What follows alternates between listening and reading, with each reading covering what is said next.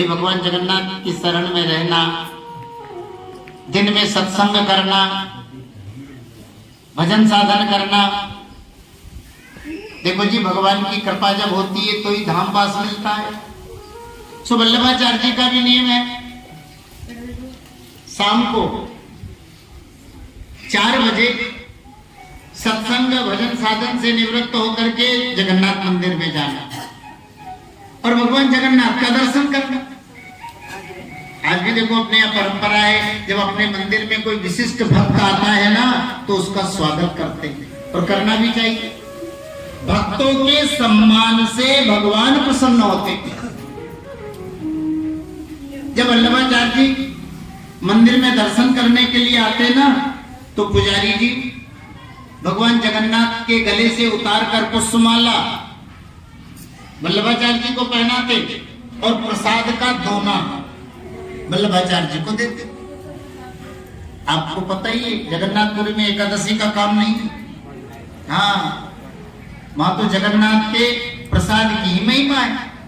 अब महाराज एकादशी का दिन वल्लभाचार्य जी प्रतिदिन की तरह दर्शन करने के लिए आए, भगवान जगन्नाथ को दंडवत प्रणाम किया। अब पुजारी जी ने भी प्रतिदिन की तरह ही भगवान जगन्नाथ के गले से पुष्पमाला उतारी, वल्लभाचार्य जी को पहना दी प्रसाद और दोना प्रसाद का वल्लभाचार्य जी को। अब वल्लभाचार्य जी ने प्रसाद तो ले लिया, लेकिन एकादशी का व्रत है, क्योंकि वैष्णवों का प्रिय व्रत है एकादशी का। तो वल्लभाचार्य जी के मन में भाव आ गया, अरे आज तो एकादशी, ये एकादशी व्रत भी तो जगन्नाथ का ही है और ये प्रसाद भी जगन्नाथ का ही है। अब यदि मैं प्रसाद पाऊंगा तो एकादशी का व्रत खंडित हो जाएगा, लेकिन प्रसाद का त्याग करना ये भी ठीक नहीं है। तो प्रसाद हाथ में लिए और एक खंबे के सहारे से खड़े हो गए। सारी रात्रि वहीं खड़े रहे, हाथ में प्रसाद लेकर।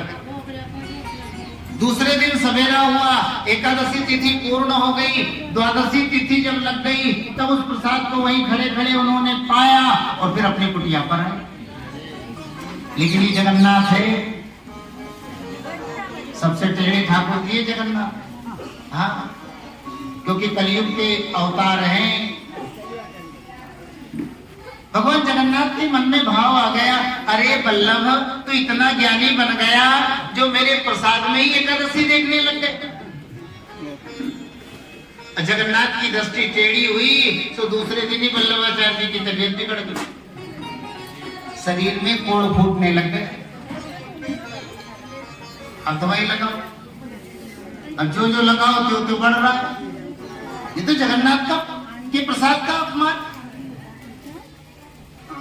आखिर परेशान होकर के वल्लभाचार्य जी ने भगवान जगन्नाथ जी से अर्जी लगाई, जगन्नाथ आपकी नगरी में रह रहा, आपकी झूठन खा रहा,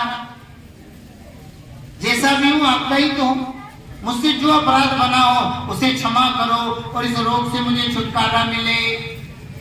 भगवान जगन्नाथ ने देखा पश्चाताप कर रहा है, स्वप्न में दर्शन दिए, वल्लभ तुमने मेरे प्रसाद का अपमान किया। एकादशी के दिन मेरे पुजारियों ने प्रसाद दिया और तुम्हारी मेरे प्रसाद में अन्न बुद्धि आ गई ना, इसलिए तुम्हारे लिए दंड है। वल्लभाचार्य ने निवेदन किया, जगन्नाथ मैं आपका ही तो बालक हूं, अपराध करना बालकों का स्वभाव होता है, अब कृपा करके कोई उपाय बताओ। भगवान जगन्नाथ ने उपाय बताया और कितना कठिन उपाय बताया। वल्लभ समुद्र के किनारे जाना, आज थोड़ा दूर चले जाना, जब थोड़ा दूर जाओगे तो देखना वहां एक कुत्ता मरा पड़ा है और मरे हुए कुत्ते के मुंह में मेरे प्रसाद का भात लगा हुआ है। मरे हुए कुत्ते के मुंह में मेरे प्रसाद का भात लगा हुआ है, यदि तुम उसे उठाकर खा लोगे तो ही तुम्हारा ये कुष्ठ रोग दूर होगा। देखो कितना बड़ा धर्म जगन्नाथ ने। वल्लभाचार्य जी सुबह सुबह स्नान करके और जब समुद्र के किनारे किनारे गए और सुमरते हैं तो गांव के बाहर ही फेंकते हैं। मरा हुआ कुत्ता पड़ा है और कुत्ते के मुंह में जगन्नाथ का भात लगा हुआ है। वल्लभाचार्य जी ने भगवान जगन्नाथ को प्रणाम किया, उस भात को प्रसाद को उठाया, खाया, तब जाकर के उनका कुष्ठ रोग जो है ठीक हुआ। बोलिए जगन्नाथ भगवान की जय हो। देखो जी, भगवत प्रसाद की बड़ी महिमा है। चाहे मनुष्य हो, चाहे देवता हो, या बड़े से बड़ा ऋषि मुनि, भगवत प्रसाद का अपमान करके कोई बचना चाहे यह संभव। यही आप देख लो, इंद्र तो राजा है ना, प्रसाद का अपमान किया, सो बाबा जी ने श्राप दे दिया, जाओ तुम्हारी लक्ष्मी नष्ट हो जाएगी। इसलिए स्वर्ग पर महाराज बलि का अधिकार हो गया। अब इंद्र इत्यादि देवता दुखी है, वन में गए, भगवान नारायण ने उपाय बताया। ब्रह्मा, शंकर, इंद्र, मेरी बात को ध्यान से सुनो। आप स्वर्ग की प्राप्ति के लिए देवताओं से मित्रता कर लो, और मित्रता करने के उपरांत समुद्र मंथन का उपयोग करो।